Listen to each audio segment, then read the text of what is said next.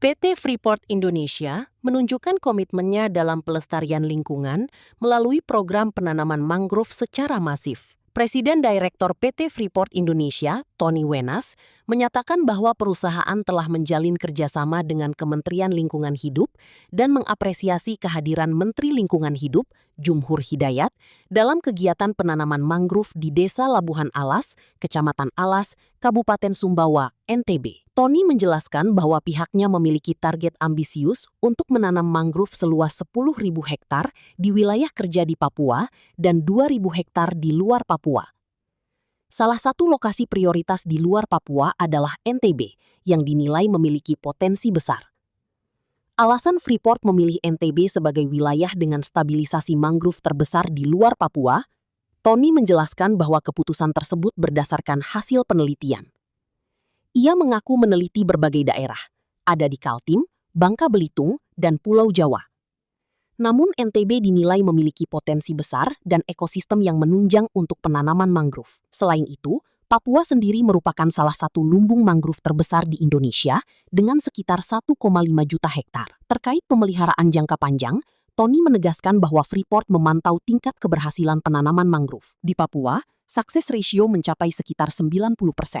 Dan di NTB juga menunjukkan hasil yang menggembirakan. Freeport juga menjalin kerjasama dengan pemerintah daerah di berbagai tingkatan, mulai dari kecamatan, kabupaten, hingga provinsi, untuk memastikan keberlanjutan program. Tony menjelaskan alasan memilih mangrove sebagai komoditas utama penanaman. Menurutnya, mangrove memiliki kemampuan menyerap karbon jauh lebih besar dibandingkan pohon-pohon lainnya.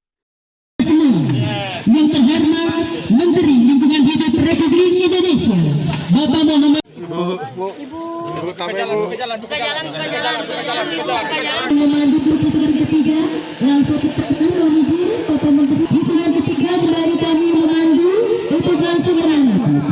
1, 2, 3.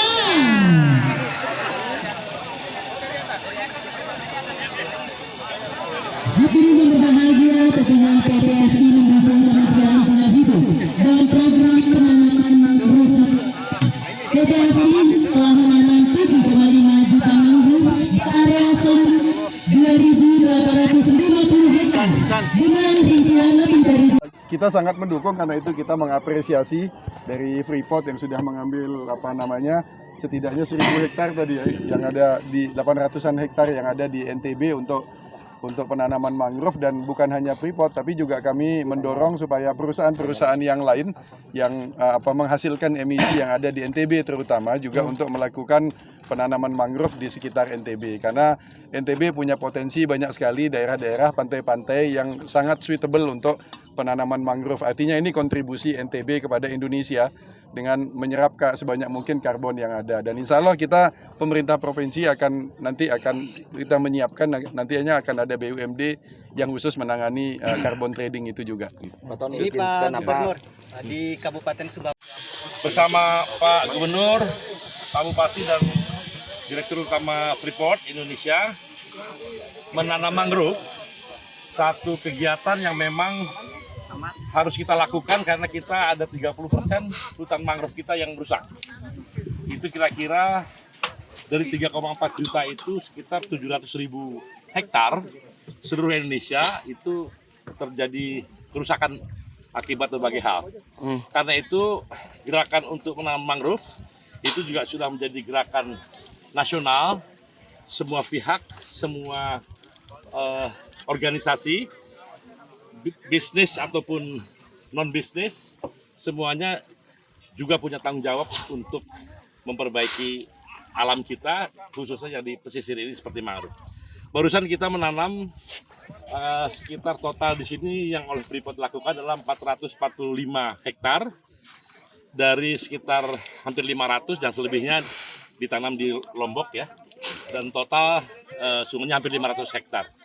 Dan saya juga tahu bahwa Freeport berkomitmen 12.000 hektar di seluruh Indonesia, terutama di Papua sendiri, dan itu kita menyambut baik setiap kegiatan yang ingin memulihkan lingkungan. Dan harus diketahui bahwa daya serap karbon daya serap emisi karbon dari mangrove ini itu bisa sekitar 4 sampai 5 kali dari pohon biasa begitu. Jadi betul-betul memang sangat diperlukan kita untuk bekerja sungguh-sungguh memastikan mangrove ini. Dan mangrove ini bukan hanya sekedar pohon, tapi banyak sekali kegiatan ekonomi yang bisa terjadi kalau ini memang subur. Dari mulai tempat ikan, kerang, bisa menjadi ekowisata, bisa juga menjadi sirup, kemudian banyak sekali kegiatan hasil ekonomi yang bisa dihasilkan. Alhamdulillah Pak Gubernur di sini sangat proaktif ya, dan tentunya gerakan ini akan terus berlangsung. Mudah-mudahan nanti dalam rangka saya sebut gerakan pemulihan alam lingkungan secara nasional yang sering disebut dengan tobat ekologis nasional akan lebih dikobar-kobarkan lagi penanaman pohon termasuk mangrove. Menariknya sekarang ada yang disebut dengan pasar karbon. Kalau kita pakai uang sendiri ya, ingin mengurangi emisi, itu kira-kira kita total membutuhkan 286 miliar dolar. Jadi sekitar berapa? 4.000, 5.000 triliun untuk bisa menurunkan emisi. Itu pasti nggak mungkin negara punya uang. Nah karena itu sekarang alhamdulillah dunia punya permainan baru namanya permainan pasar karbon. Sehingga siapa? Orang-orang yang bersalah, orang-orang yang mengeluarkan emisi banyak, mengeluarkan CO2 yang banyak, itu mereka harus di-offset, dikompensasi dengan dia menyuburkan tanaman. Nah ini yang disebut dengan, kita sebut dengan mereka developer atau investor.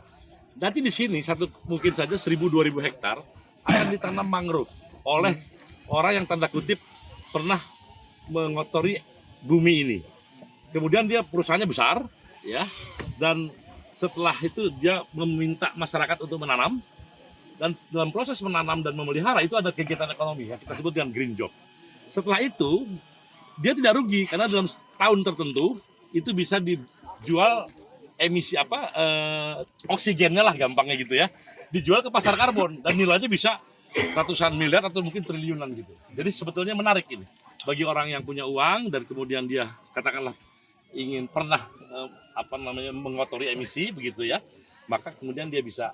Nah, tapi karena ini sifatnya perdagangan karbon, ada juga orang yang akhirnya cuma ingin berdagang. Nah ini yang pemerintah kita Indonesia meminta bahwa perdagangan karbon ini tidak boleh menjadi spekulasi para pebisnis